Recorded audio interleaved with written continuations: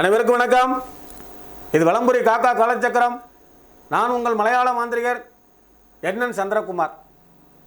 ஓம் காகத்வஜாய வித்மகி கக்ககஸ்தாய தீமகி தன்னோ மந்த பிரசோதயாத். இந்த காணொலி பார்க்குற உங்களுடைய வாழ்வில் அனைத்து நலங்களும் அனைத்து செல்வங்களும் நீண்ட ஆயுளையும் ஆரோக்கியத்தையும் அன்றாட வழிபடுகிற வாராகி இந்த பிரபஞ்சத்துடைய நீதிமான் சனீஸ்வர பகவானும் உங்களுக்கும் உங்கள் குடும்பத்தாருக்கு நல்லதொரு வாழ்வினை தரட்டும் என்று கூறி இந்த நாள் இனிய நாள் அமைய என்னுடைய மனப்பூர்வமான வாழ்த்துக்கள். முதல் முறையாக இந்த காணொலி நீங்கள் பார்க்குறதா இருந்தால் சப்ஸ்கிரைப் பண்ணி வச்சுங்க. இன்றைக்கி இந்த காணொலியில் நம்ம என்ன பார்க்க போகிறோம்னா, இடுமருந்துனா என்னன்னு கேட்குறாங்க சில பேர். இடுமருந்துனா என்ன?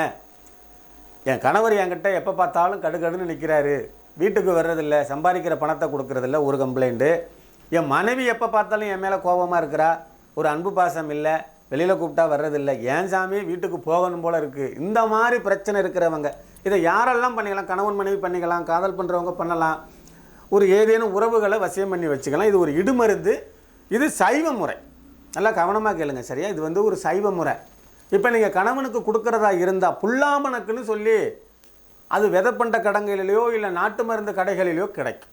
புல்லாமணக்கு அது எப்படி இருக்குன்னு பார்த்தீங்கன்னா, வெள்ளை கொண்டக்கடலை இருக்குது இல்லையா, அந்த மாதிரி இருக்கும். மேலே செடி வரும், காஞ்சி போயிருக்கும், வெங்காய செடி மாதிரி இருக்கும்.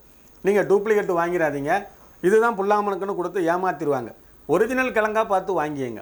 இந்த கிழங்கை வாங்கிக்கிட்டு வந்து உங்களுடைய எச்சில், உமிழ்நீர், நாக்கில் நம்ம வாயில் சுரக்குது இல்லையா எச்சில், அதை கொஞ்சம் போல் எடுத்துக்கங்க. உங்களுடைய யூரின் ஒரு 2-3 சொட்டு எடுத்துக்கங்க. அந்த 2 பொருளையும் இந்த புல்லாமணக்கு கிழங்கை ஏறத்தாழ ஒரு 4 மணி நேரத்திலிருந்து 5 மணி நேரம் ஊற போடுங்க.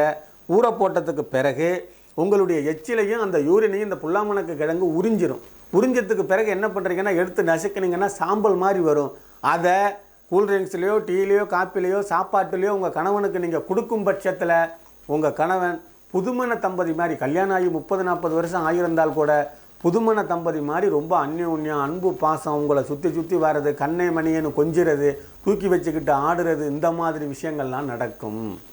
இந்த கிழங்கு உங்களுக்கு கிடைக்கலன்னா நீங்கள் என்கிட்ட வாங்கிக்கலாம். சந்தேகம் இருக்குன்னா ஃபோன் பண்ணுங்கள், வாட்ஸ்அப் பண்ணுங்கள். காலையில் 10 மணிலேருந்து சாயங்காலம் 7 மணி வரைக்கும் இந்த ஃபோன் ஆனில் இருக்கும் அலுவலகத்தில், சரியா? மீண்டும் ஒரு நல்ல தகவலோடு அடுத்த காணொலியில் உங்களை சந்திக்கும் வரை உங்களிடமிருந்து தற்காலிகமாக விடைபெறுவது உங்கள் அன்பு என் சந்திரகுமார், மலையாள மாந்திரிகர் மற்றும் தாந்திரிக நிபுணர். நன்றி, வணக்கம், வாழ்க வளமுடன்.